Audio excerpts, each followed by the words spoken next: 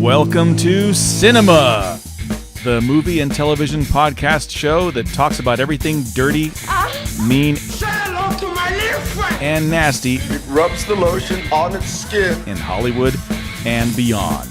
If it's sin, we're in. I am Brandon Luna. I am Randy Rankin. And this is Sinema. Cinema. And today we're talking about Halloween stuff. Well, and we're going to get specific in the slasher genre. Nice. Which is one of our favorite genres of horror flick. Absolutely. It's the mass murdering, killing guy, the machine that can't be killed or that is killed and comes back and does more killing. It's awesomeness. It's greatness. It is greatness. And it has boobs usually. And there's lots of boobs and violence and gore, and that's the stuff we love. Mm-hmm. And my grandmother does not like that I do this show.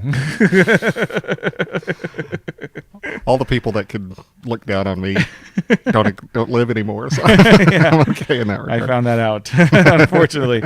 So did you know that the slasher genre dates back to the 1930s? Yes, and I did. Even back to the silent films. Mm-hmm. Yep. Of like 1912 and I stuff. watched one from like 1912 once, and they have to cut and show the dialogue. Mm-hmm.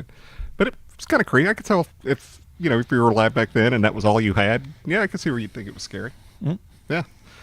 So what direction are we going with this slasher theme? Well, I just kind of wanted to go over some of the early ones and just kind of get into the history of it a little bit. And, one of the first ones they talk about, the forerunners, and this is from Wikipedia, of the slasher films, is a movie called 13 Women in 1932, which apparently a lot of other movies have borrowed from, like Prom Night and Graduation Day and all these movies, Terror on Tour from the 80s. And I had never seen this movie. Have you ever seen it? I'm aware of it because I've watched a couple of documentaries on slashers. So. Yeah. And then you get into the House of Wax stuff in the like 40s and 50s and, cat people and those things like that. And that's, for me, the slasher genre really kind of came into its own in like I'd say late 70s, early 80s. That's kind that of was where definitely its heyday. The first one I think that is quintessential in my life that I remember was Psycho. Psycho's the first one that kind of made me just go, holy shit. This is like, what was that? And it was one of those weird ones where if you haven't seen Psycho, spoiler alert, we're going to spoil a bunch of it, but you're talking like 45 minutes of the movie before anything happens, right? And you've got people that you think are the main characters, and all of a sudden they're dead, and you're like, what? It's just is something that was unheard of. You actually saw blood. Yeah. When he's stabbing her, you don't see blood then, but then at the end you see the blood going down the drain. That was a neat little effect. Mm-hmm. Chocolate syrup, by the way. Yeah, exactly. Yeah, and it was not Anthony Perkins doing the stabbing. Nope. He was not there that day. Nope. It's crazy. I can't remember. Nope. Can't remember. Yeah, I don't know. I'd like to think but I do know it wasn't Anthony Perkins. Yeah. Yeah. So, you can get into Orson Welles' Touch of Evil and stuff like that. Yeah. Those movies have and there's another movie that I think Psycho kind of borrowed from.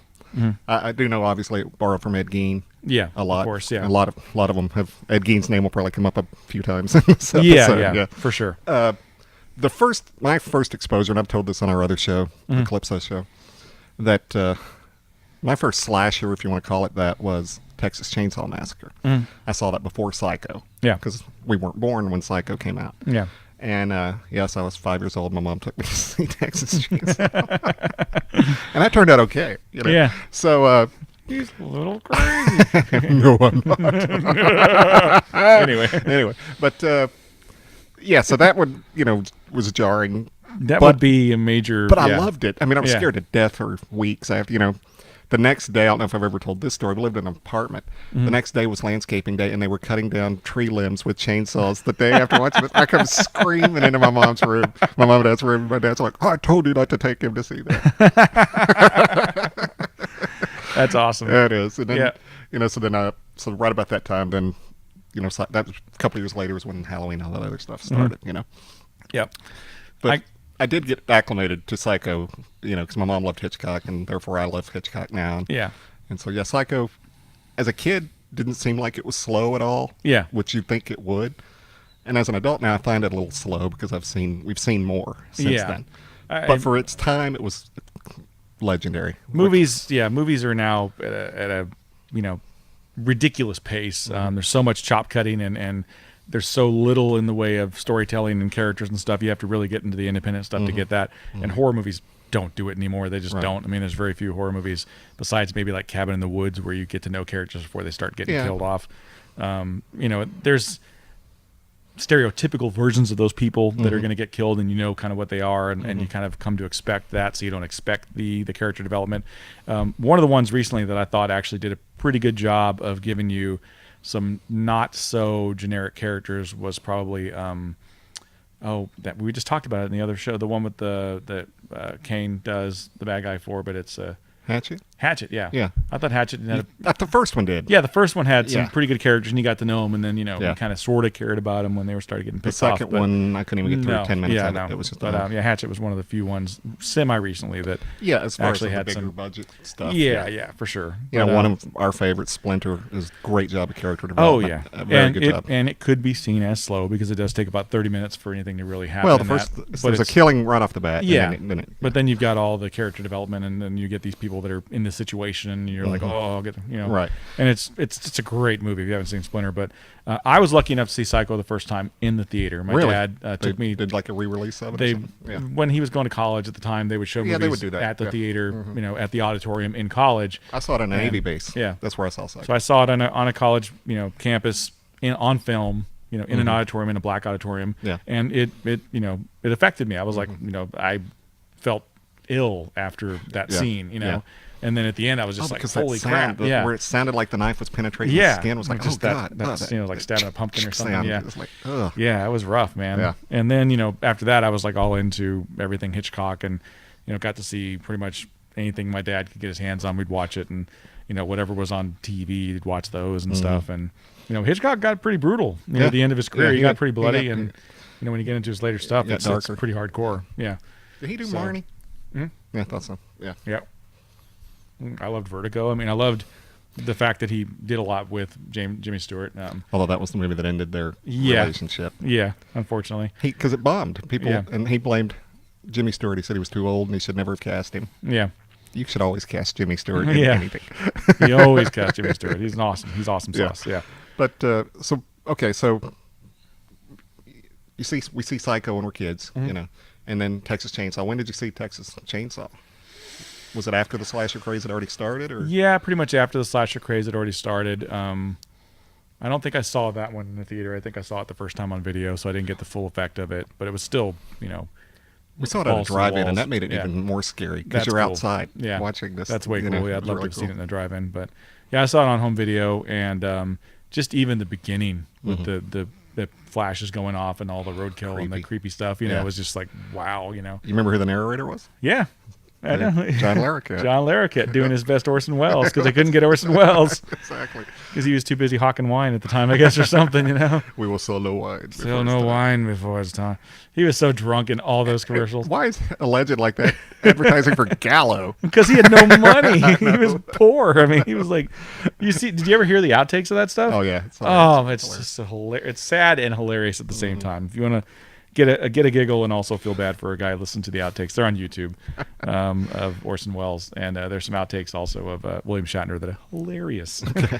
All right, I'll check those out. So so I go from Texas Chainsaw, then Halloween.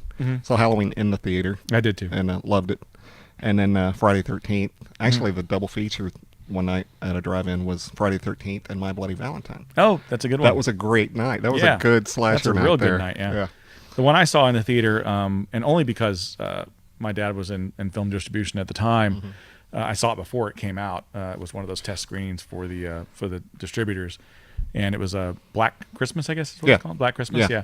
Very controversial. Very controversial. And even when they re-released it we did it a few years ago, there was big controversy. Yeah, very controversial flick, very brutal, slasher movie. And I remember seeing it, and it was like dead silent in the theater when we were seeing it. And people were like walking out and like on their, like walking out, and just hanging out there and talking and then come back in. And it was like it was the weirdest experience I had in the theater at that time because I had never, and my dad's like, oh, they do that. This, film distribution, they do that. They'll go out and talk about it. Can we carry this? Should we? And it was just basically the overall, when the movie finished, the lights came up and everybody was talking about it, and it became a shouting match in there. Wow. Like people going, I'm not going to show this in my fucking theater and blah. And I was hearing words at that time I hadn't even, because I was a kid. Earmuffs. Yeah, exactly.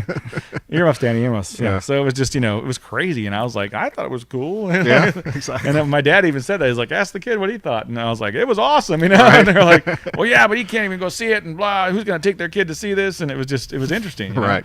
It was really cool. Yeah, so my mom would not. She was on the negative side of Black Christmas. Yeah. Take your kid to see Texas Chainsaw, but by God, do not avoid Black Christmas. It's got Christmas in the title. I barely remember the first one. I've seen it. Yeah. I thought the second one was okay. It Yeah. was just a little slower. I think Mark Cuban produced that. Did he really? I think he was one of the producers of that. I didn't know that.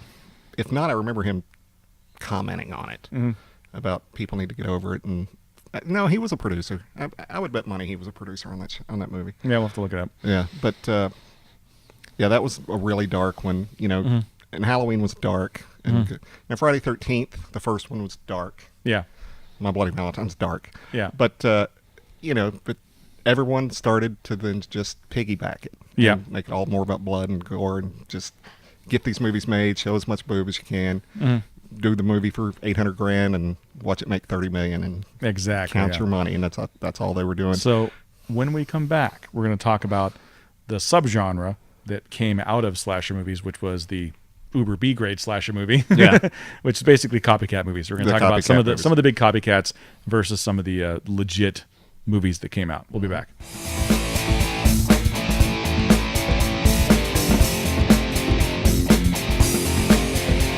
All right, so we're back, and I just had a realization while we were away that I was 4 years old when I saw Black Christmas in the theater, Yep. which is the same year you saw Texas Chainsaw. Texas Chainsaw Massacre. Yeah, so I mean, Crazy. damn, that's crazy. Come to think of it, I may have seen Texas Chainsaw Massacre in the theater. It was probably a drive-in type thing when I was a kid, but I don't really necessarily remember it. You know what? I think I remember now. I think I saw it, but I didn't hear it because it was across the way, Oh, and I so was you're watching watching it, it. That had and I to be wasn't supposed to be freaky. watching it. Yeah, Yeah. and just going, I gotta find out what this is. Right. Now, did Fangoria magazine and stuff, was that around then, or was it? I Was it wasn't just a magazine guy then. I remember getting the magazines. There was like Famous Monsters. I got that when I was a kid. And then Fangoria when that came out. I think Fangoria was like late 70s, early 80s. I'm not 100% sure, but I read the crap out of that when I was a kid. When I could get a hold of one, I would read it. Yeah. but- That was good stuff, though, man. I used to do that all the time. Just sit there and look at the pictures and Yeah. try and figure out ways that I could recreate it with, wax and fake blood. Made my own fake blood and everything. I was Nice. all into that when I was Oh, a yeah. kid, so that was good stuff. So we're getting into the golden age of slasher films. You're talking about early 70s when these guys came out. And then you get into the 80s stuff with basically late 70s, 78 with Halloween and the ones that followed. Can you just remember specifically any that you remember that kind of piggybacked on that were successful in their own right? Or Maybe not in their own right, but just, some of them ran together. Some of them I didn't know if they made money or not. I just watched them. And I'm not going to know the exact years on these things, but Terror Trap was one I remember with the hot Tanya Roberts in it. And that was one. All that era runs together. Friday the 13th obviously came around. And then you had, the knockoffs with Sleepaway Camp and The Burning, which had Jason Alexander with hair, which is jarring. now, Peeping Tom was one we saw that came out the same year as Psycho. And I never saw it. That You might said be you saw yes, it? I've seen it. And that might be the movie that I was thinking might have been darker than Psycho, but it doesn't get the same amount of attention. But and just reading what it's about and remembering certain things about it. Why hasn't that movie been redone? That seems like something. Yeah, it's like a young man murders women using a movie camera to film their dying expressions. That sounds like a total Snuff something film they almost, could yeah. remake. Yeah, that's like why haven't Hollywood needs to jump on that? If Yeah. they haven't already. But yeah, I mean, I remember the '80s stuff because I was ingrained in it. I wanted to see it all. I tried to get my hands on everything. And that if I it could. looked like a slasher, I watched it. Yeah. Shopping Mall. Oh yeah. Those types of things. Oh yeah. And there was just so many of them, and not all of them were good. I mean, there was a bunch of them that were. Sleepaway Camp was fun, and it had that weird ending that everybody talks about. Right. If you haven't seen it, freaking watch Yeah, that watch movie. it. Yeah, It's disturbing. Yes, it did disturb me. It's very disturbing. Yeah. Oh man, I just thought of one that I really liked. Hell Night. Hell Thought Night, Hell Night yeah. was great. Yeah. With Linda Blair. Yeah. The bitch. Motel Hell. Motel Hell was great. Yeah, Motel Hell was cool. I remember that. back Madman in the day. Mars is what it was called then. It's called Madman now. But that was a good one. April Fool's Day. Okay, it's already been redone. Yep. So I'm going to spoil the ending because it's old. Okay. Okay. Go for it. I was pissed. That movie pissed me off to no end because you find out at the end it was all just a joke. none of these people died. And it's like, what? Yeah. That goes along with the whole April thing, Fool's thing, I know. Now, But the interesting thing was Amy Steele was the star, Mm-hmm. and she was the heroine in that, but she was also the heroine in Friday the 13th Part 2. Mm-hmm. And that's kind of why they got her to play that, so she's the one going around thinking everyone's getting killed. yeah. So she got to play that kind of same part. No, I thought that Oh, was Happy clever Birthday to Me, Happy Birthday to Me was starring Melissa Sue Anderson from Little House on the Prairie. Yep, And I've yep. often wondered, because it wasn't long after that movie came out, that she was not on Little House on the Prairie makes anymore. you wonder. And, you know, Michael Landon wanted a wholesome image for that show. Stuff like that happens. Yeah, Look at what like happened with Lisa Bonet. David Naughton and American Yeah, Werewolf. yeah. You know, he's the Mr. Dr. Pepper guy, and now he's showing his butt on the movie, and he's no longer the Dr. Pepper guy. Yeah. So We've talked about Lisa Bonet losing her job from Angel Heart, Yep, or because of Angel Heart. yep. It happens, man. It happens. then- Unfortunately. And then, of course, the Nightmare on Elm Street. It was kind of, you had your Halloween cycle. Yep. Then you had your Friday the 13th cycle. Then you had your Nightmare on Elm Street cycle. And they did overlap in a lot of ways. Oh yeah, for for several sure. movies. Yeah, for sure. But, it was like, at school, you were either a Halloween guy, or you were a Friday 13th guy, or you were a Nightmare guy. I was kind of all of them. I was in all of the above. Yeah. Nightmare was my least favorite of the three, but I still enjoyed them and watched them every time they came out. With I was a director guy because I Yeah. was into the process of filmmaking, and I wanted to know how to make movies, and I would make movies with friends with big old giant film VHS cameras back in the day that I could get my hands on, and so I followed directors. I followed Tobey Hooper because he did Texas Chainsaw. I followed Wes Craven because really the guy did a lot early in the genre. Well, Last House Between on the Hills Left, Have Eyes, Last House on the Left. Yeah. The guy was there, right in the mix, and doing some really kind of off the wall, crazy stuff. Right. Last House on the Left is a freaking disturbing movie still to this it day, is. and the remake is freaking disturbing.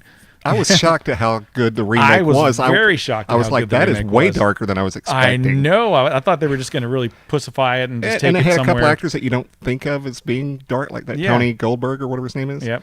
And that freaking and Monica the, Potter. the Ricky Lindholm or whatever. yeah. They had the comedian chick Right, who's yeah. like doing stand-up Exactly. comedy, and she's like this crazy psycho chick getting naked and killing Yeah, people. I'm like, crazy. what? Yeah, it was just. It's weird. It's a crazy movie. If you haven't seen the remake, I mean, see them both. I'd say see the original Right. first and then watch the remake, and you'd be surprised how brutal the remake actually came off. The first one has a little goofiness in it. Yeah. Because Wes Craven did that on purpose. He put like a Keystone Cops kind of group, Yeah.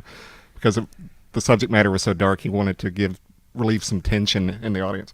That's what I liked about the remake.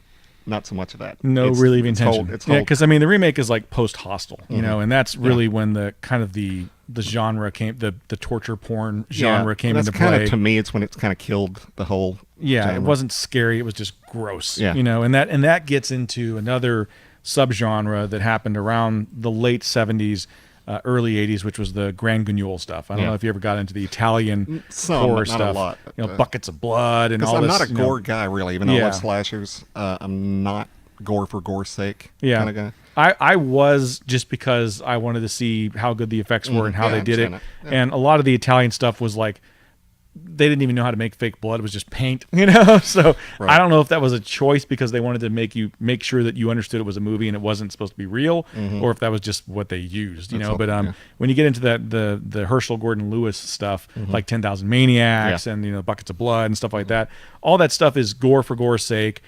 The special effects really aren't good, but it's just so much blood that it's just an overwhelming the senses type thing. And I mean, those movies, they use mannequin parts for bodies. I'm like, come Right. on, guys. Yeah. It's not good filmmaking, but it was at that time. It was just how gory can we get, and let's keep Yeah. goring it up. And Right. and I think Mario Bava did a better job of it. If you haven't seen any of his stuff, like The Beyond, he's got really good stories, really good characters, and a lot of gore, and those still hold up in my book. Another one that does real well with that is Dario Argento. If you get into Yeah, I've seen it. Suspiria and Suspiria, yeah. stuff like that, those are really good movies that hold up. There's a lot of gore in them, but it's not gore for gore's sake. It's gore that goes along with the story. Right, So right. if you haven't seen any of those Mario Bava movies or any of those Dario Argento movies from the late 70s, early 80s, definitely check them out. They're freaking pretty cool, and they still hold up. And I understand they're remaking Suspiria, so Oh, really? I'm kind of looking forward to that. Maybe Maybe if they don't screw it At up. least the Yeah. opportunity to see what they're Exactly. going to do. Yeah, and you had the lovely Jennifer Connelly in that when she was Ooh, that's a right. kid. That's right. She was very young. It was like right before Labyrinth. So Oh wow. yeah, she did. She's I been think around both that those long? back in Wow, the it's same. been Yeah, around. back in the same around the same time. Wow. I didn't So realize she'd been around that long. that's crazy stuff, man. I mean, Gore for gore's sake is different than slasher, but there was a lot of those slasher And I movies don't mind there. it, gore if it fits the moment and it fits the scene the right way, then gore's fine. Yeah, But just gore for gore's sake just really drives me crazy. yeah, I agree. What were some of your favorites beyond the norm of Friday the 13th and Halloween? Well, I mentioned a couple. I loved Hell Night a lot. I mean, I've watched that again like 3 years ago. Yeah. Out of nowhere. The one I just The Burning. You mentioned The Burning. The Burning. Yeah. Madman. The Burning really is almost a total ripoff of the plot behind Friday the 13th in a lot of ways. Yeah, it was after. Yeah. Oh, okay. I didn't know that. I thought it was before. It was like right after, I think. But man, like I said, I just watched them all. They just all kind of run together. But some that didn't hold up, like Funhouse. Watched that a couple years ago. Didn't enjoy it at all. Loved it when I was a kid. Yeah. Sleepaway Camp is now just a campy, no pun intended, Yeah. movie. At the time, it really bothered me and disturbed me. Yeah. But I just loved them all. They all circled my radar, and I just would watch every one I could get my hands on. Yeah. And that was back in the time. I mean, I kind of... Especially, this was right when video stores were coming out. Oh, yeah. So in the Yeah. summer, it was like walk to the video store and get all the slasher Yeah, movies you can I'd find. walk up the hill, cross a busy section, a busy intersection, and go into the video store and just talk to the guy for hours and grab a bunch of horror flicks and go home. And that was my weekends when I was a kid, and I loved it. And yeah, I mean, gosh, such good memories of all those flicks. And then the late '80s, it kind of died. And Yeah. what's it called? The Visitor. Mhm. Is it called The Visitor? Sam Raimi's in it, and his brother's in it. Yeah. But it's their friend that wrote and directed it, I believe. And it takes place in a grocery store. Okay. That was probably the last decent one of the Shopping 80s. mall? No, it was called The Visitor or something. Yeah. The Intruder. That's what it's called, The The Intruder. Intruder, okay. So I think it's a disgruntled guy that worked at the grocery store, got fired, or girlfriend dumped him that worked at the whatever. So they're all trapped in this grocery store at night. And what made me fall in love with that premise was, because I always had slasher movies going on in my head. Yeah.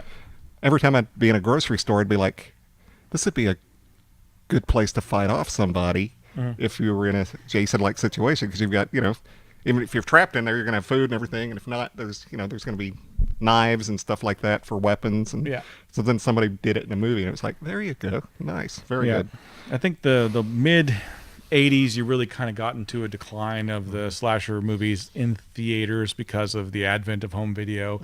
And then you had guys like, Full Moon Productions putting out Puppet Master and all that stuff like that was Right. straight to video, and that kind of was where And the Roma stuff that where was that stuff really bad. lived for a long time. Yeah. So when we get back, we're going to talk about the decline of the slasher flick and And the the revival. rebirth. Yeah.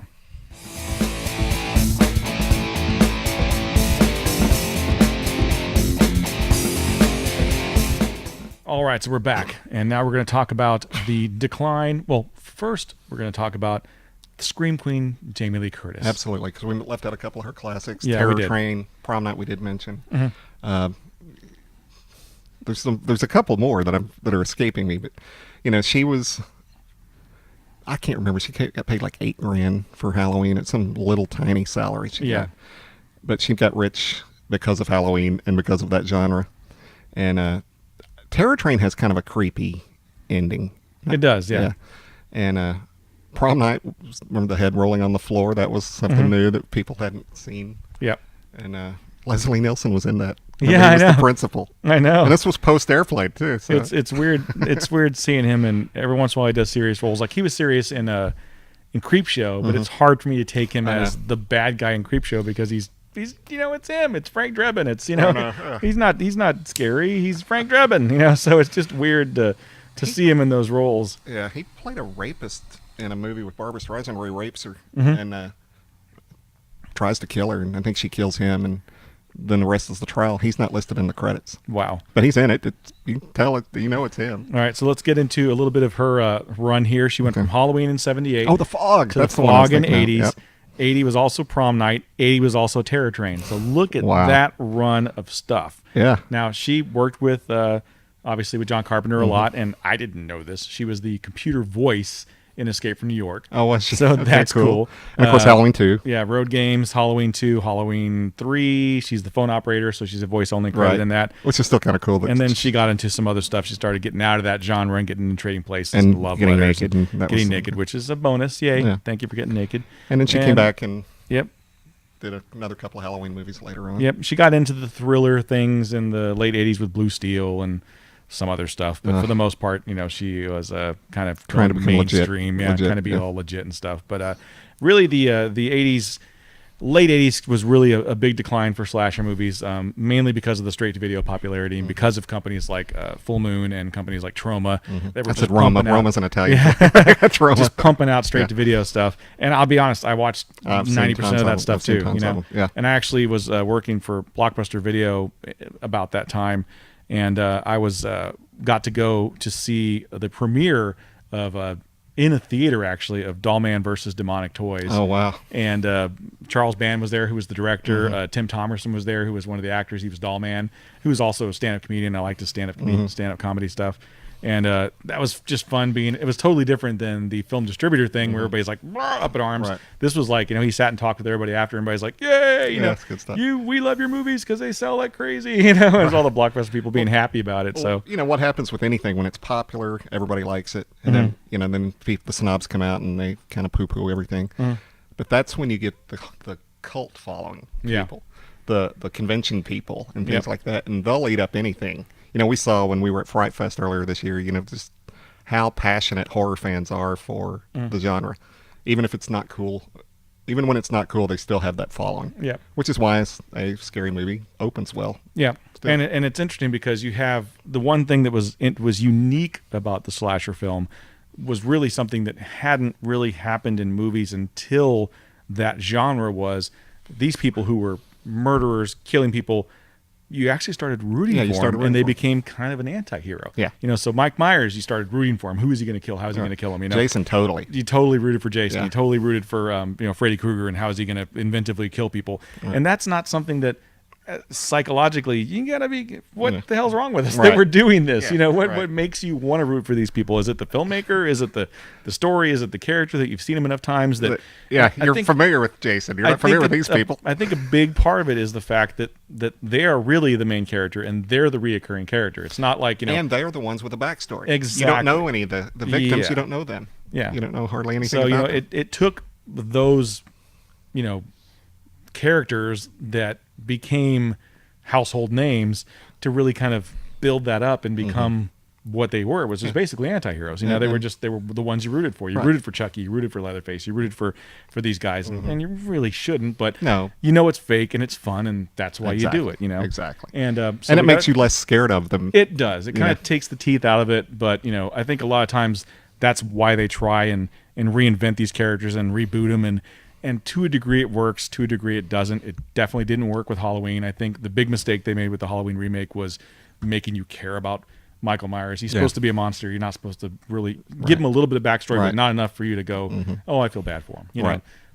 Even if you look at the television version of the original Halloween, the backstory's there. They show that he's a disturbed kid, but there's still no reason why he's disturbed. He's just pure evil, and you don't root for the guy that's pure evil. You're rooting for Loomis, right? Yeah. But then eventually, once Loomis is out of the picture, you're rooting for Michael, because he's now the main character. Then they brought Jamie Lee Curtis back, so then you're rooting for Jamie Lee Curtis again. Exactly. But you're still wanting Michael to kill everybody else. Right. Everybody else just makes sure Laurie gets to.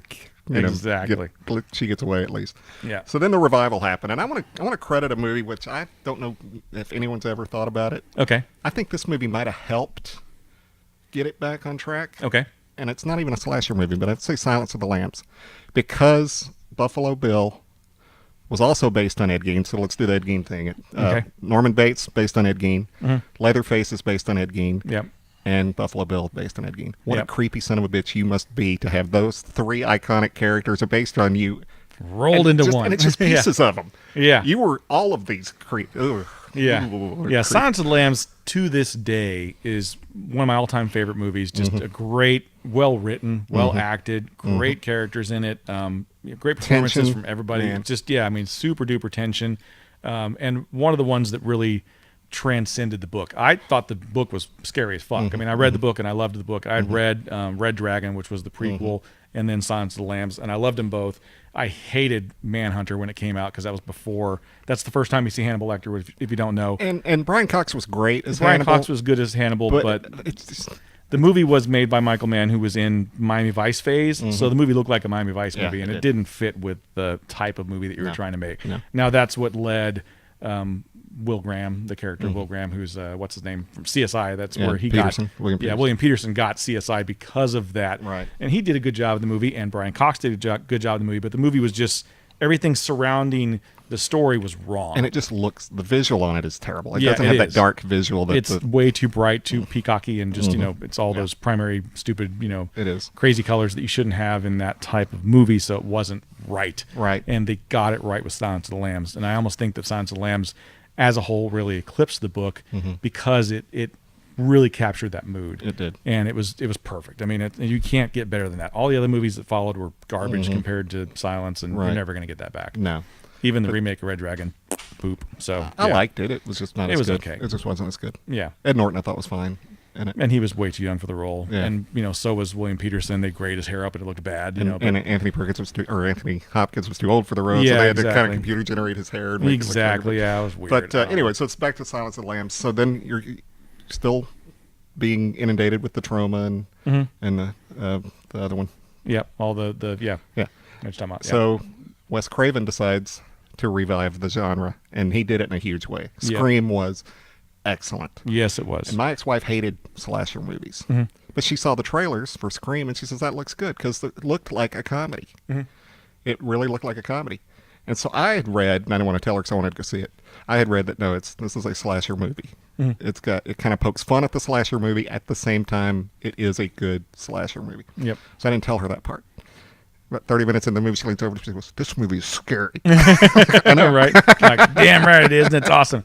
Yeah, so we didn't talk about this before, but there was a movie, when a genre is a successful genre when they do a parody of it. And there was a horror parody in the late aughts. Was it 80s, right? It was late 80s, Student Bodies? Yeah, Student Bodies. It came and went, really didn't do a whole lot in the theater, but man, it blew up on video. Yeah. And it was fun. It I liked had a Student lot Bodies. of... I watched it again a few years ago. Yeah, it's still pretty funny. I thought of one. Okay, go for it. The Swimming Pool. I don't know when that came out. I'm not familiar with that one.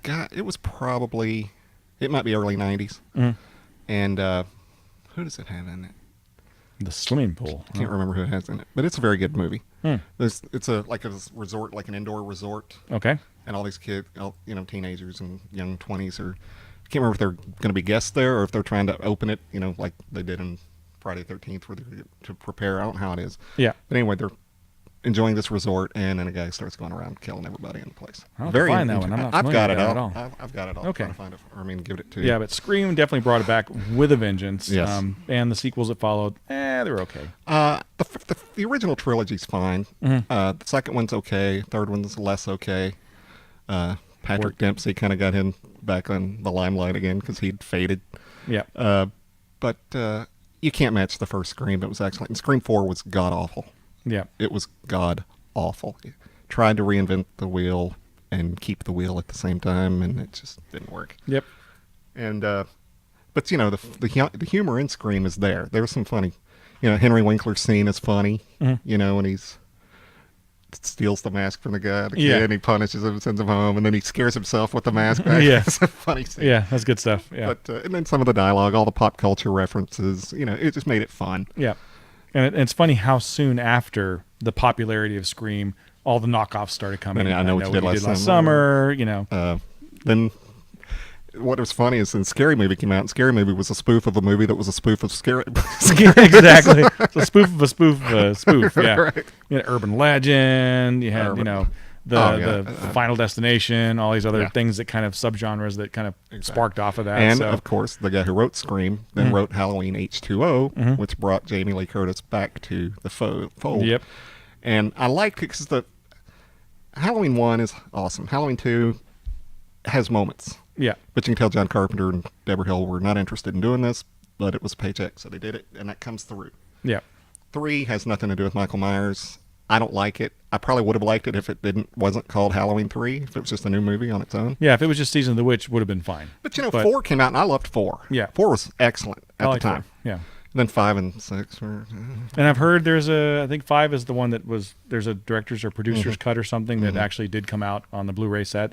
So I'm psyched to get that. I don't know if I want all the movies to get the Blu-ray set, but I definitely want to see that one because I've heard it's definitely a better version of the movie. Right. And I can't remember which one it was, but it ended with somebody breaking Michael out of jail. And I was like, couldn't wait to see who didn't. Yeah. And they didn't release the movie for like 7 or 8 years. Donald Pleasance was in it, but he died during the filming of it. And Paul Rudd was the main guy in it. Yeah. And I'd totally forgotten about that till one time looking at his filmography. I'm like, that was Paul Rudd. I can't believe that. Yeah. But that one was horrible. Yeah. So it was cool because of Scream. It brought back Halloween, and H2O I thought was really good. The next one with her was decent. Okay, yeah. And then the last one with her, she was only in it for a little bit. Yeah. That was the one where they were doing a reality show. That was bad. Terrible. Yeah, it was Yeah, bad. it was bad. So, yeah. So there's a brief history of slasher films. We definitely recommend. We're going to put a list here of ones that we recommend that you check out. And, yeah, some good stuff, some fun times. And it's interesting seeing how the genre changed, how you went from being just terrified of these guys into rooting for them and then maybe being a little scared of them again with Scream. So, yeah. You got the Scream because, and we won't spoil this because it's still new enough. Not really, but just to be nice anyway. When you find out who the killer is, it makes it even more creepy. Cause it's like, it does. That's, Yeah. Yeah.